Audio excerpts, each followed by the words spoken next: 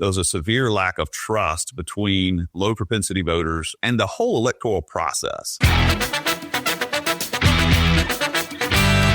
Welcome to the Campaign Trend Podcast, where you're joining in on a conversation with the entrepreneurs, operatives, and experts who make professional politics happen. I'm your host, Eric Wilson.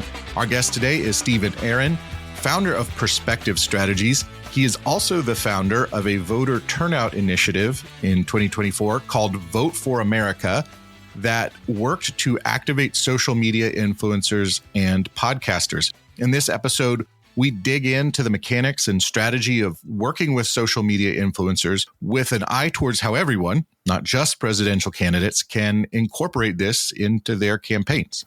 So, Stephen, the Republican engagement with podcasts was a major headline immediately following election night 2024. Certainly to me, but I think others, it wasn't entirely obvious that this would be a difference maker. What was the data that you were seeing that drove your strategy here? Yeah, the biggest data point and the problem that we were attempting to solve in establishing Vote for America is, roughly give or take a little more than 50% of age voters vote in a presidential election. So clearly there's an enormous amount of Americans who just sit out the electoral process. So if you think about it, the traditional methods have not been sufficient to engage those voters. Paid advertising isn't engaging them. News isn't engaging them. Earned media isn't engaging them. So we wanted to engage those unregistered and low propensity voters. So how do you do that if the traditional tactics aren't working? Well, we wanted to talk to them through the people they trusted. One of the things that we had identified early in our research is that there was a severe lack of trust between low propensity voters and the whole electoral process. People do not trust the candidates for office. They feel like they've lied to them for years to get elected, and they get elected, they don't do what they say they were going to do. So what we wanted to do was engage these low propensity voters through authentic voices that they trusted. And to us, that pointed directly to podcasts and social media. So that was just the very high level initial data that said the key to turnout in this election is going to be engaging new low propensity voters through the platforms that they trust. And that's where we headed. Right. And I think that's the big highlight here. It's not so much the podcasts as it is the fragmentation and the disruption of media. Podcasts are probably the most prominent examples of that.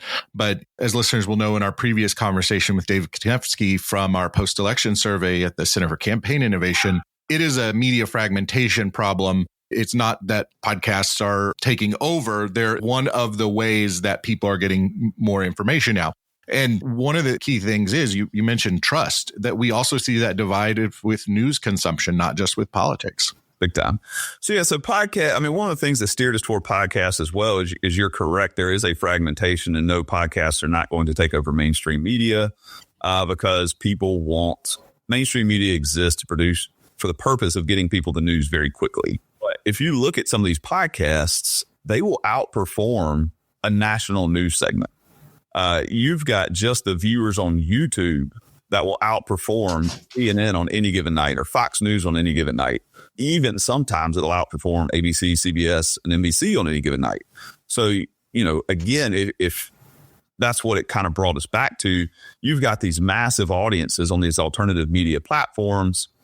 Clearly, these people are not sitting down and watching David Muir, or they would be getting this advertisement. Or if they are seeing the advertisement, they're disengaging for a very specific reason. They do not like the process. They do not like the ads. They don't like being involved. They don't like hearing about it. So that was what drove us to back to social media and alternative media is getting to these people from the voices they trust. So we have the benefit of hindsight right now. It was not entirely obvious to me that the success for Trump in 2024 was going to come from influencers, because the Biden campaign had been investing so heavily in these relationships. And then, of course, you had Brett Summer with Kamala Harris. I'm curious, how did you identify the right podcasters who were also willing to get political? This, some people call it the manosphere. This wasn't entirely obvious. How did you find them? So what we did was a little bit unique. We did not ask these influencers or content creators to get political. what we went and did was we went and talked to them about the necessity of engaging their audience in the electoral process, not on behalf of any particular candidate. Again, like there is enough content out there to where if any particular voter wants to engage in the process, there's plenty of content to engage with. So if they're not engaging the content, it's because they don't want to. So what we did is we went and worked through certain segments of the electorate. We worked through veterans. We worked through Second Amendment. We worked through the hunting community. We worked through homeschool community. We worked through the farm and ag community, a whole bunch of different communities. And we recruited in social media influencers, like I said, not to get political, but to encourage their audience to vote. Because what we saw was that, one, low propensity voters don't like to be told what to do, but they do want to be guided in how to do things. So when we would see an ag influencer post about this regulation is driving me crazy, this is a problem on my farm, I'm sure it's a problem for you too, I've heard from all of y'all about this, the only thing we can do about this is vote. That's what we were trying to do. Is one of the things we saw early in our public opinion research as well is that low propensity voters do not recognize that their personal anxieties are largely driven by politics. For things that are very natural to us, if somebody is concerned about the border, they literally don't connect that those decisions are made by elected officials. Interesting. And so what we did was we wanted to use people who were talking to, these different audiences, the Second Amendment community, and just tell them the anxieties that you're feeling are caused by elected officials. So if you will vote, you can change the elected official. If you change the elected official, you can change this outcome. You can change this policy. You can actually make a difference in your own life. And what that actually is actually very, very traditional storytelling. Where what we did was we took these content creators who are storytellers, but we made the audience the hero of their own story. And like there's a little bit nerdy storytelling, but that is how you engage an audience, is you make the audience the hero. And that's actually one of the things that a lot of elected officials fundamentally get wrong, is they think to get people to vote for them, they need to be the hero. Right. But that's actually the exact opposite of how you tell a persuasive story. You tell a persuasive story by making the audience the hero of their story, just showing the audience how to get to the solution of their problem. And so that's very nerdy behind the scenes about what we did with these content creators. Well, so you worked with, what was it, like 379 different we worked directly with 479 content creators. Wow, okay, 479. Got it. And so how do you manage all of those relationships? It was extremely difficult. It was very much a full-time job. We didn't engage every influencer on every issue, but what we did was we kind of created a platform where we could take the issues that were popping in culture during the week and communicate to them, hey, if you will create content that touches on this, it's going to do really well. And again, we didn't tell anybody what to post, how to post, no endorsement of any candidate. But, if a certain issue was popping, we would hit the creators in that community and say, hey, here's an opportunity. Tell your audience that this is a reason to vote. And so they would then go create the content. And they were a little bit hesitant to do it at first because, like I said, these are not political content creators. These are people who make their livelihood off of talking to veterans communities or homeschool communities. So they're not used to talking about politics. And we didn't get them to talk about politics. If you're concerned about homeschool issues and regulation around homeschool issues and your ability to parent your child and teach your child the way you want to, vote. That's a reason to go vote. And so the reason they were nervous at the outset is because they weren't used to communicating to their audience like this in this way. And so they weren't sure how it's going to resonate. But again, back to the traditional storytelling, what we ended up seeing was that the pieces of content that these creators would put out would far outperform their average pieces of content. The shares would be through the roof. The views would be through the roof because, again, back to traditional storytelling, people wanted to be led. And so obviously in sort of more traditional forms of campaigning, we have a clear ROI or metric. We know that this many dollars is going to buy us this many points and it's got this viewership. How do you measure the performance or ROI of podcast outreach from a campaign perspective of, is this a worthwhile investment of our resources and time? So I'm going to give you a very long-winded answer to that, but hopefully we'll have a digestible outcome at the end of it. First, I'm going to argue with the ROI of ad spending, meaning it's extremely different. The point in serving a digital ad, the point in placing a TV ad, and the point in going on a podcast is to deliver content. It's to deliver a message. And in paid advertising, it is exactly that. You're buying someone's attention span. You're buying to place something in front of them. And so I could argue all day that it is very difficult to tie digital ad spend, TV spend, or any other door knocking, any other spend directly to a voter outcome. And podcasting is no different. It is very difficult to say this many people voted because a candidate went on a podcast and they heard someone vote. But what is so tangibly different is that we implemented some of these strategies, not through Vote for America, but directly with some candidates for office. And as soon as we started placing them on podcasts, their entire campaign apparatus changed.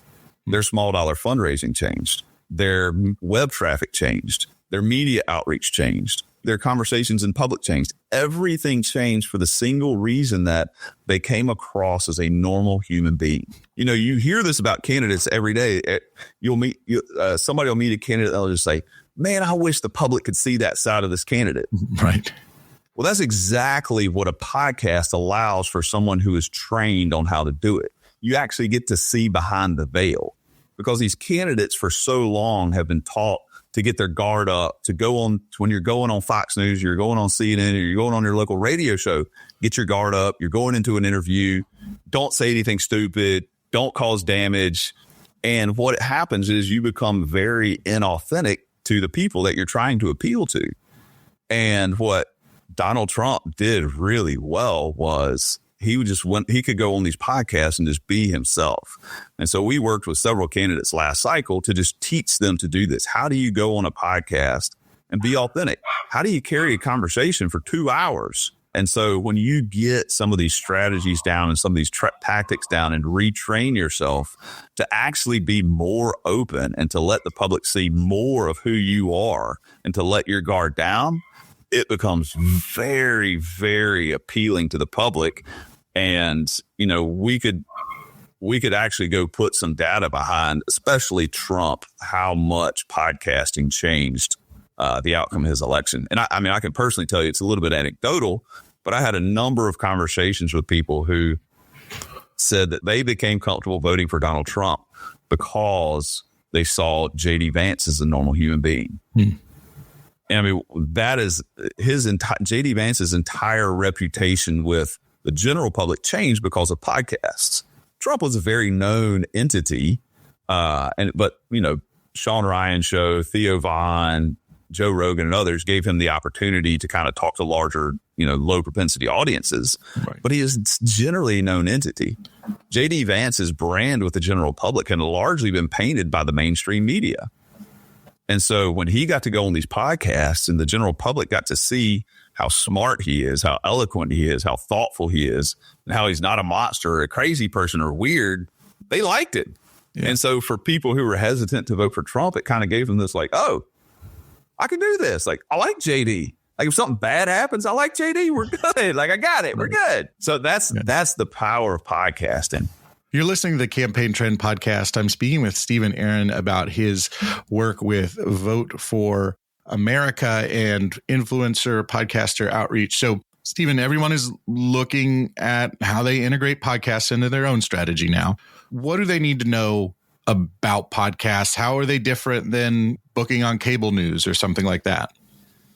Well, the actual process of getting booked is not too entirely different. You got to find a hook. You got to be relevant to what the host wants to talk about. You got to have somebody to reach out to the hosts and make the pitch on why this is a good use of their time.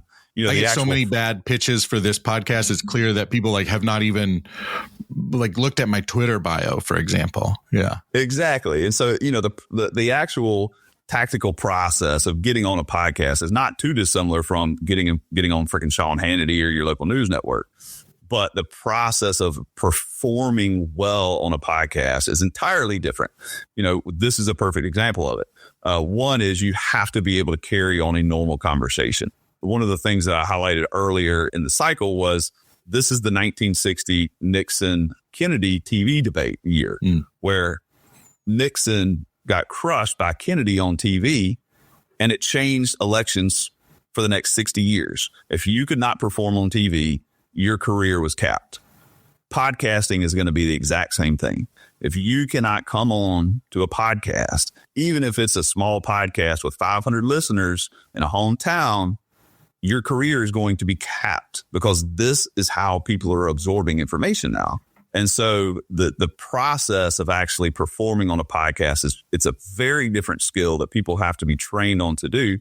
And then, as I was mentioning with your podcast, there's lots of different ways to do a podcast and do it well. You're integrating and upgrading your podcast. You've now got video. The reason I assume you have video so that you can clip it. The shorts sometimes will outperform the actual episode itself. And so, then coming back, grabbing the right clips. It has to be the right clips. Bad clips don't perform. Got to grab the right segments.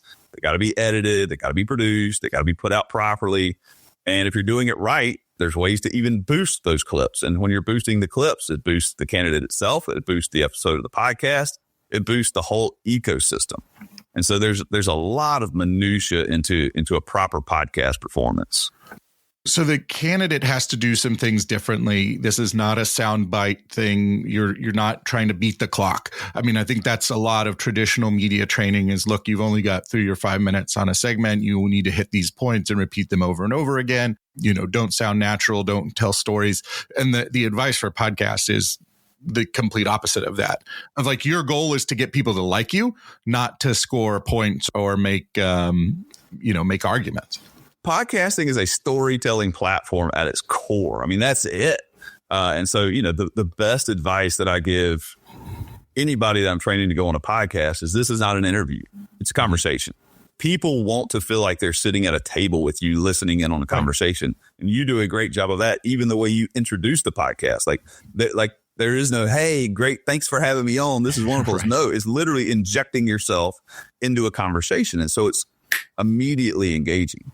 And so, it is fast backwards from how you would do a media hit, because you want to come on, you want to be natural, you want to be relaxed, you want people to see what it feels like to have a real normal conversation with you.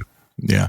That again goes back to the lesson of, there's always that the correlation or causation, right? So countries that are happier have more TVs. So the lesson can't be, let's go give a bunch of TVs to poor countries because they don't have anything to plug them into. And so the same thing is like, yes, we need to do more podcasts, but it is the creating the content, it's being personal that we're trying to do. And it's a real change from what people are doing. And I think that was the key. Donald Trump has been in the public eye going back to the 1980s. We didn't think there was anything new we could learn about him, but you got to see just a different side of him in those conversations with Theo Von, for example. And it really personalized him. I found Theo Von's interview with him fascinating. And there's a lot of things that you could find fascinating about that interview. But the thing that stuck out to me was Donald Trump started asking him questions. Right. I've never seen Trump turn and be like, wait, you're really interesting. Let me ask you questions about this. And part of that is probably because he's never been on a platform that really allows that. Mm-hmm. And so we haven't got to see it. But he's just such a large personality that it was stark. And it was really interesting to see him interested. Right. Because then you get to see what he's interested in, not just what Theo Von is asking him about. You get to see him reacting to it, be like, no, I'm interested in this. Like, what does it mean to be addicted to something like that? Right. That was fascinating. It was like you were sitting at the table at Mar-a-Lago and, you were just listening to the president talk to someone. And I think part of that too comes from you're not having to ask the questions that the press corps is expecting you to ask. You can take the conversation in different ways. Yeah. And that's again, talk about bass backwards from mainstream media. You don't get a chance to turn to Pamela Brown or Caitlin Collins and say, wait a minute. Let me ask you about this. This is interesting. Yeah. Talk to me about that and have a real conversation. This is a completely one-sided conversation about whatever the interviewer wants to talk about. But podcasting allows exactly this. It allows the back and forth. It allows the conversation to move, and you really get to see these candidates. And so it's a really fascinating platform, and candidates, and especially already elected officials, are always hesitant to be like, well, oh man, do I really need to dedicate an hour to this? Do I really need to dedicate 2 hours to this? Understanding that their time is precious.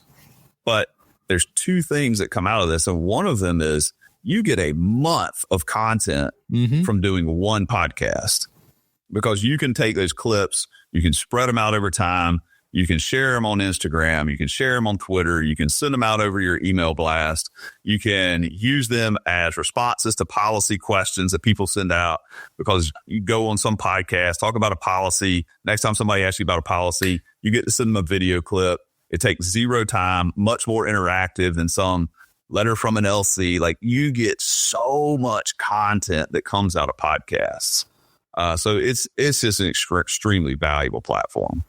What are some other practical tips for podcasts? So, I heard this pushback a lot with social media in general of like, well, what if my candidate says something stupid?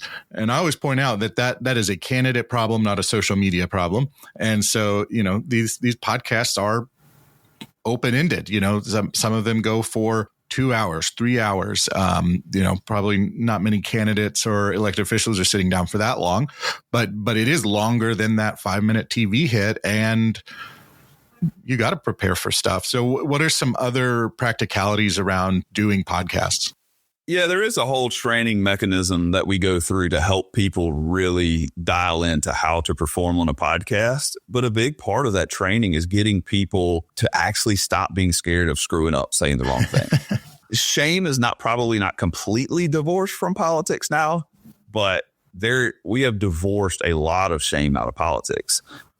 Looking back at the 2024 cycle, I don't think I can point to any one candidate who lost their race because they said something stupid in a media interview or in a podcast interview.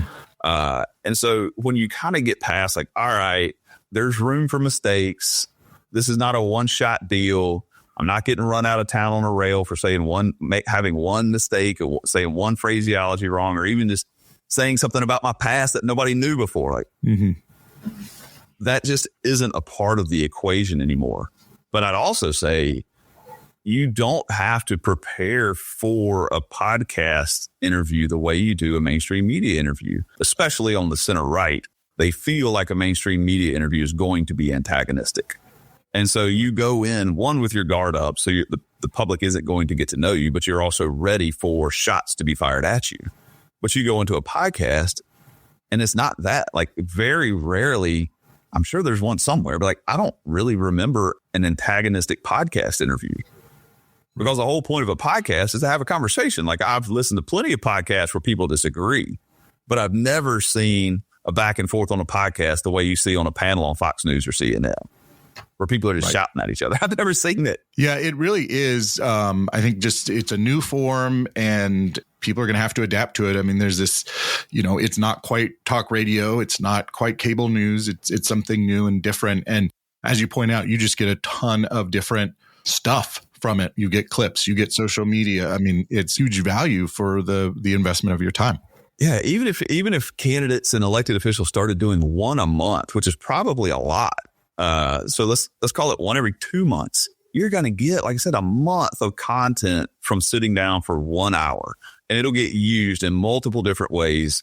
The clips are going to get shared across all different platforms if you do the clipping and the production and the distribution of them properly, which is a whole thing unto itself. But yeah, these podcasts have a dragon tail that far surpasses a media clip. That's a point that I hadn't made yet. Like, a media clip is done that day, maybe the next. Nobody ever sees it again. Just ask. You don't have to ask anybody. You see it yourself. Your podcast episodes, they have a dragon tail to them. They stay evergreen for a long time because they'll show up in a search engine. People will find them. People will be looking back for different resources, and they'll see it. I mean, that's why YouTube exists. That's why it monetizes, is because the content stays up and people keep coming back to it for sometimes years. So it's much, much more effective than just a 3-minute media hit. Well, my thanks to Stephen Aaron for a great conversation. You can learn more about him in our show notes. He's got some interviews and op-eds he's done about podcasting and the work he did. It's very instructive on how you can incorporate this. If this episode made you a little bit smarter or gave you something to think about, all we ask is that you share it with a friend or colleague. You look smarter in the process. More people learn about the podcast. It's a win-win all around. You can subscribe to the Campaign Trend podcast wherever you listen to podcasts so you never miss an episode. And visit our website at campaigntrend.com. With that, we'll say thanks for listening. See you next time. The Campaign Trend podcast is produced by Advocacy Content Kitchen, a media production studio.